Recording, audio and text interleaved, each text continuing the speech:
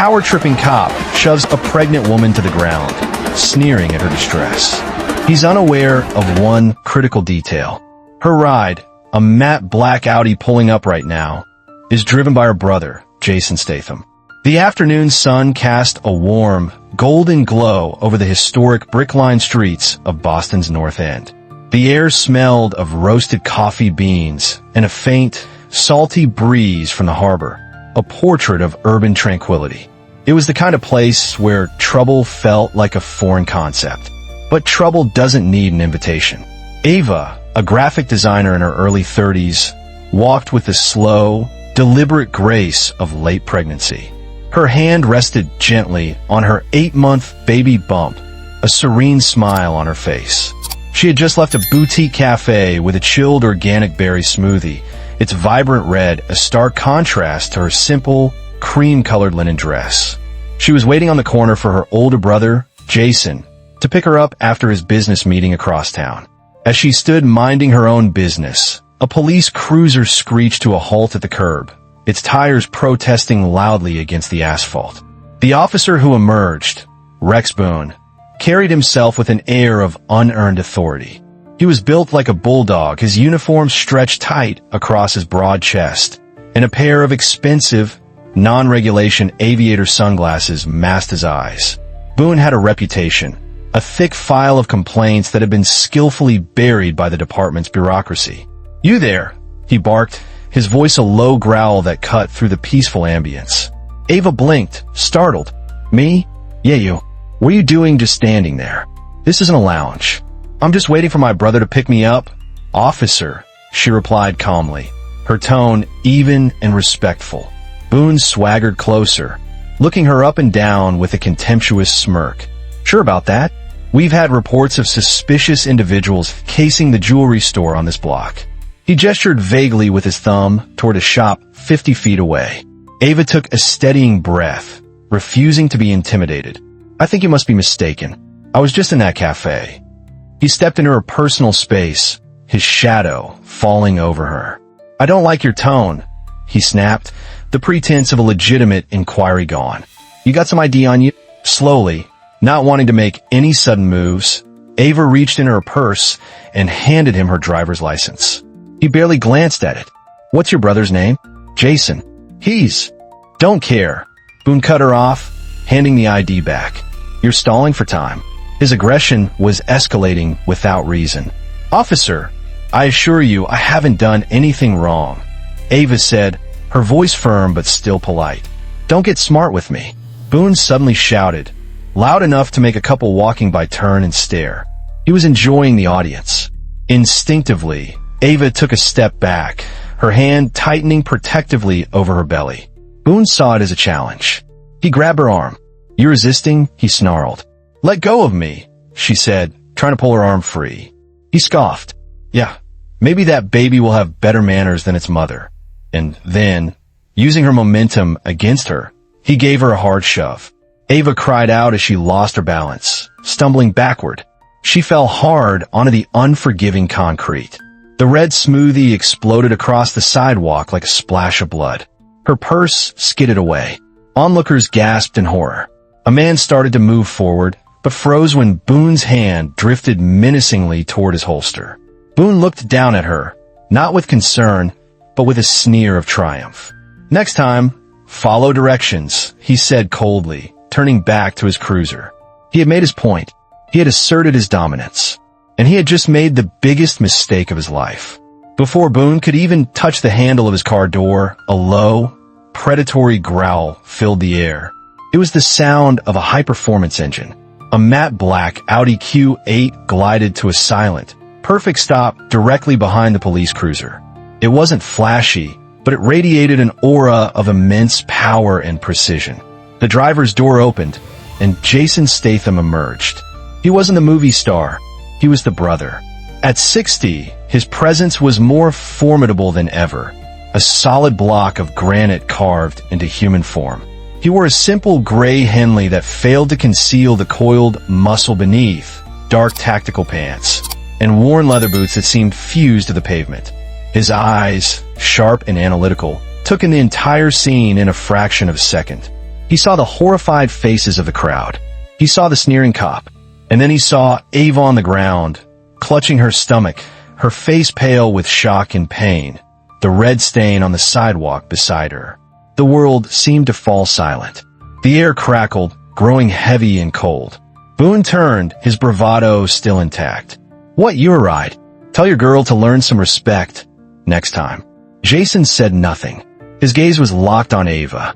He walked past Boone as if the officer was nothing more than a statue, a piece of irrelevant scenery. He knelt beside his sister, his movements economical and controlled. He gently touched her shoulder, and for the first time, a flicker of raw emotion crossed his face. "Ava, are you hurt?" he whispered, his voice a low rumble. She looked up, tears welling in her eyes. "He pushed me, Jace. He just shoved me down." A muscle in Jason's jaw pulsed, a single, violent twitch. He helped her to her feet with a strength that was both powerful and incredibly gentle. His eyes never left hers. "I've got you," he said softly. "It's okay. I've got you." Once she was steady, leaning against a lamppost, he turned. He faced Boone. The transition was terrifying. The concerned brother vanished, replaced by something primal and dangerous. Boone, finally sensing he might have miscalculated, rested a hand on his belt. She was resisting. "That's obstruction." Jason took a slow step forward. "You put your hands on my pregnant sister," he said. The words were quiet, but they carried the weight of an impending avalanche. "Look, old man," Boone scoffed, trying to regain control. "I don't care if she's the Queen of England." She had an attitude. Crack. Boone never saw it coming. Jason's open palm connected with his chest. It wasn't a slap. It was a battering ram. The impact lifted the burly cop off his feet and sent him flying backward, slamming him against the side of his own patrol car with a sickening thud. The air rushed out of Boone's lungs in a pained gasp. The crowd gasped with him. Phones were already recording. Jason advanced, a predator closing in. Boone scrambled, fumbling for his baton and swinging it wildly. Jason moved with liquid speed, ducking under the clumsy arc, his hand shooting out to seize Boone's wrist. He twisted. A sharp, sickening snap echoed in the street as the wrist broke. The baton clattered uselessly to the ground. A brutal knee to the solar plexus doubled Boone over, followed by a precise, disabling chop to his collarbone. Boone collapsed to his knees, breathless and broken. "You put a woman carrying my nephew on the ground," Jason growled, his voice a low, lethal vibration. Gasping, Boone tried to reach for his taser with his good hand. Jason's boot came down on it with his full weight. Crunch! A raw scream of agony tore from Boone's throat. In the distance, sirens began to wail. Jason stood over the whimpering officer, his breathing perfectly steady. He looked at the stunned crowd. "Call an ambulance," he commanded, his voice sharp and clear. "For my sister." The cavalry arrived in a cacophony of sirens and flashing lights. 3 more cruisers and an unmarked black SUV screeched onto the scene. Officers spilled out, hands on their holsters, their training screaming at them to neutralize the threat. But they froze when they saw the tableau. Jason Statham, standing calm and immovable like a mountain, between his shaken sister and the wreck of a man who was once Officer Rex Boone. Paramedics immediately rushed to Ava, their professionalism cutting through the tension. They gently helped her onto a stretcher, her hand never leaving her belly. "I'm okay," she said, wincing. "The baby, he's moving. I think he's okay." Jason's stoic expression softened for a moment as he looked at her, a silent promise passing between them. The officer in charge, Lieutenant Eva Rostova, stepped forward. She was a woman in her late 40s, lean and sharp, with eyes that had seen everything and missed nothing. "What the hell happened here?" she demanded, her gaze sweeping from Statham to Boone. Boone, cradling his shattered hand, wheezed from the ground. "He attacked me. That psycho broke my wrist for no reason." Rostova knelt beside him, her expression one of utter disbelief. "You have a broken wrist, a fractured collarbone, and you're telling me this man attacked you for no reason?" Boone pointed a trembling finger at Ava. "She was obstructing my investigation. She was hostile. She was waiting for me. Jason's voice cut in, cold and hard as steel. "Until your officer decided to shove my 8 months pregnant sister to the pavement." A heavy silence fell over the gathered officers. They exchanged uneasy glances. This was not the simple assault they had been dispatched to. Rostova turned to the lead paramedic. "Can you confirm she was assaulted?" The EMT nodded grimly. There's significant bruising forming on her arm where she was grabbed, and abrasions on her hands and knees from the fall. She was definitely pushed. Jason took another step toward Rostova. "You need to get internal affairs down here. Now." Rostova let out a long, weary breath. "Mr. Statham, if what you're claiming is true." "It is," a new voice interrupted. A young man, no older than 20, stepped out from the crowd, holding up his phone. He was a vlogger who had been live-streaming the street performers nearby. "I got the whole thing." From the moment the cop pulled up, he hit play. The video, broadcast to his hundreds of live viewers, was damning. It showed Boone's aggressive posturing, Ava's calm responses, Boone grabbing her arm, and the deliberate, forceful shove. It showed her fall, the shocked reactions of the crowd, and Boone's smug indifference. Then, it showed the Audi's arrival and every single brutally efficient second of Jason's response. Rostova watched the entire video without flinching, her face hardening into a mask of cold fury. When it was over, she didn't hesitate. She turned to 2 of her officers. "Get Boone into custody. Take him to the hospital for treatment, then straight to a holding cell. I want his badge, his weapon, and his formal statement on my desk by morning." Boone's face went white with panic. "Wait, you're arresting me? I'm the victim here." Rostova spun on him, her voice dripping with ice. "You assaulted a pregnant civilian officer. Then you lied about it in what would have been your official report. You are a disgrace." The officers hauled Boone to his feet. He cried out in pain, a pathetic sound that earned him no sympathy. As they led him away, Rostova approached Jason. "On behalf of the Boston Police Department, I apologize for what happened to your sister. Your actions, while extreme, were those of a man protecting his family." Jason didn't acknowledge the apology. "Apologies don't erase fear," he stated, his eyes following the ambulance that was now carefully pulling away with Ava inside. Jason didn't follow the ambulance. His immediate priority was Ava's safety, but his next was ensuring accountability. He gave Lieutenant Rostova a curt nod and walked back to his Audi Q8. His destination wasn't the hospital, it was police headquarters. 30 minutes later, he walked through the main doors of the Boston Police Department. He moved with a quiet, deadly purpose that made people instinctively get out of his way. He didn't ask for directions. He simply found the office of the chief of police, a man named Miller he'd met once at a charity event.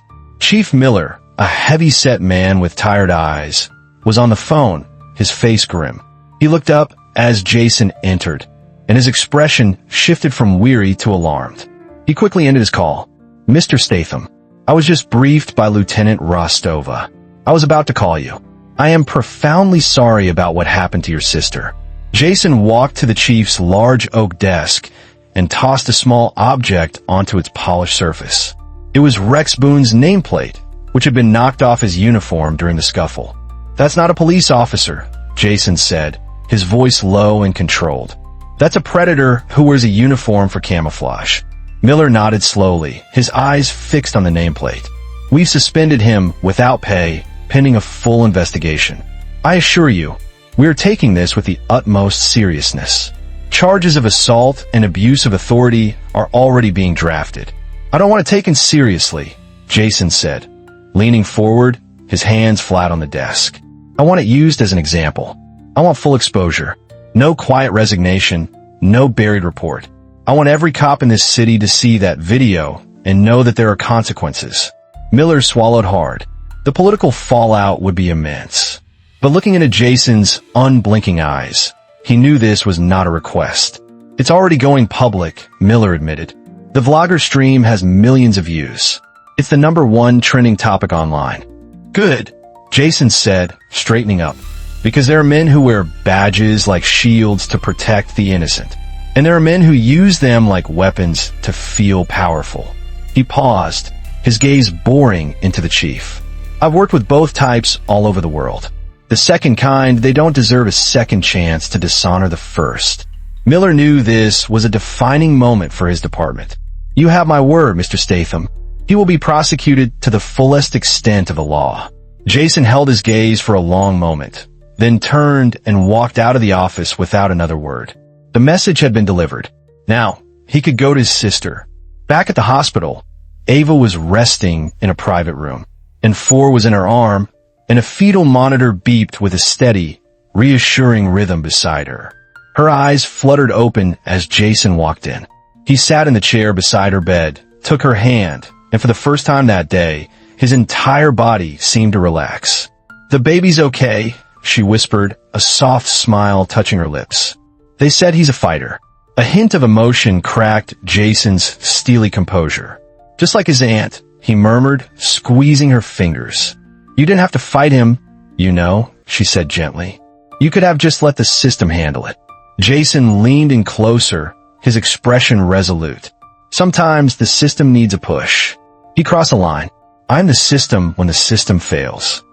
The viral video, now dubbed the Statham takedown by the internet, did more than just go public. It exploded. It ignited a national conversation about police accountability. Rex Boone became the face of power abuse. His sneer replayed on every news network. The vlogger who captured it all was interviewed on major talk shows, his footage analyzed frame by frame. The pressure on the district attorney's office was immense. They didn't need it.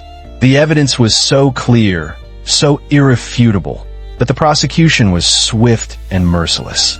At the Glendale courthouse, the trial was a formality. Ava gave her statement with quiet dignity. Eyewitness after eyewitness confirmed the events. And then the video was played on a giant monitor for the jury. The silence in the courtroom broken only by Boone's pained gasp on the audio track.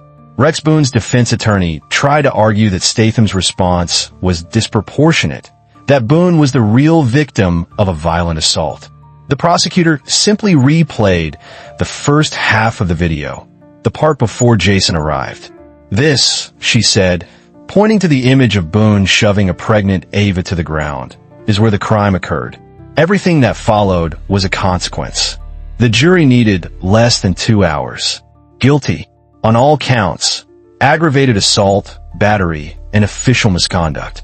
At Boone's sentencing, the judge, a stern woman with a reputation for fairness, did not mince words. She looked directly at the disgraced former officer. "You took an oath to protect and serve. Instead, you chose to bully and harm.